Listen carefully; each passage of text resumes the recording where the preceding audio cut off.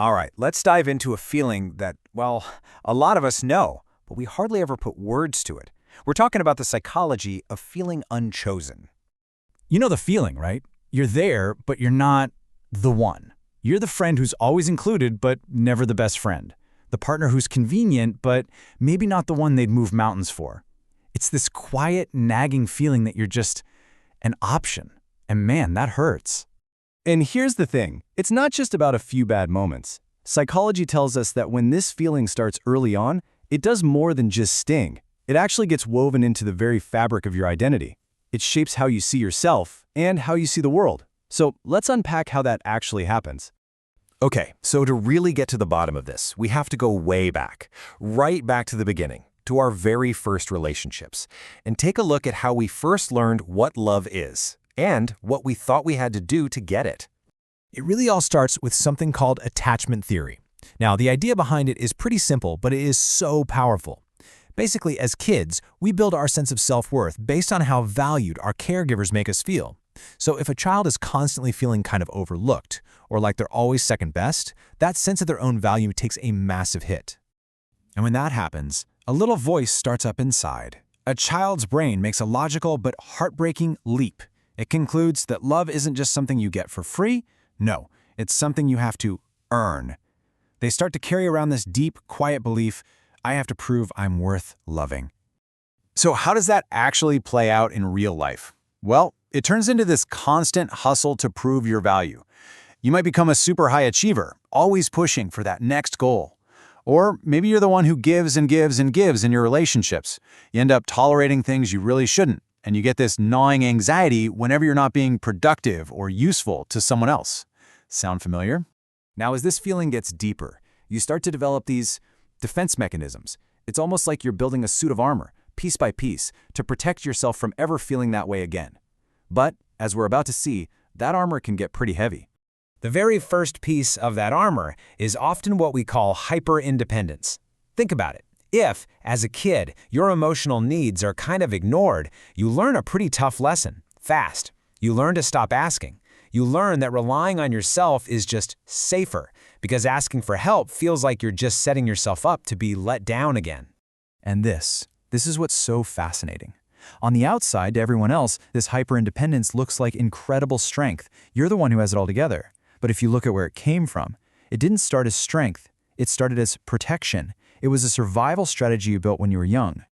The next piece of armor is something called rejection sensitivity. And this is a big one. What happens is that early neglect basically trains your brain to be on constant high alert for any, and I mean any, sign that you're about to be pushed aside. You become a world-class expert at scanning the horizon for rejection. And this is exactly how that feels in your day-to-day life. The smallest things feel enormous. A text message that takes a little too long to come back? Your brain doesn't just see it as a late reply. It feels like the beginning of being abandoned. A tiny shift in someone's tone of voice. You're immediately convinced you did something wrong. Your brain instantly connects these little modern-day moments to that deep, old wound and just assumes the absolute worst. So you've got this internal armor you've built, but then there's the external performance. This is the mask you learn to wear for the world. It's the whole song and dance designed to make absolutely sure you're never, ever overlooked or replaced again. And what is the most common mask of all? You guessed it, people-pleasing. If your biggest fear is being a burden or being forgotten, you learn to make yourself easy. You try to be as useful, as agreeable, as low maintenance as humanly possible, because you believe that's your ticket to not being left behind. But here's the trap. It isn't a strategy. It's a toxic cycle. It starts when you just hide what you need to make things easier for everyone else. Then you start saying yes to everything just to prove how useful you are. And yeah, for a little while it might feel like it's working. But that path always leads to the same place. A deep, simmering resentment and just bone-deep exhaustion. So, let's go deeper. Beneath the armor, behind the mask, that's where we find the most profound consequence of all.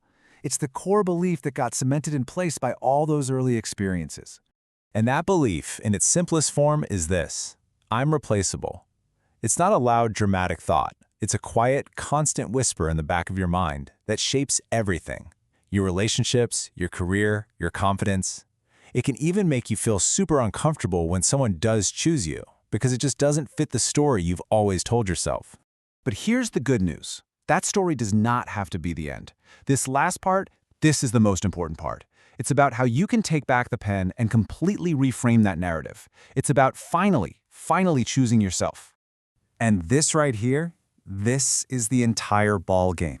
The core belief you've been carrying might be, I'm replaceable because I wasn't chosen. But the psychological truth?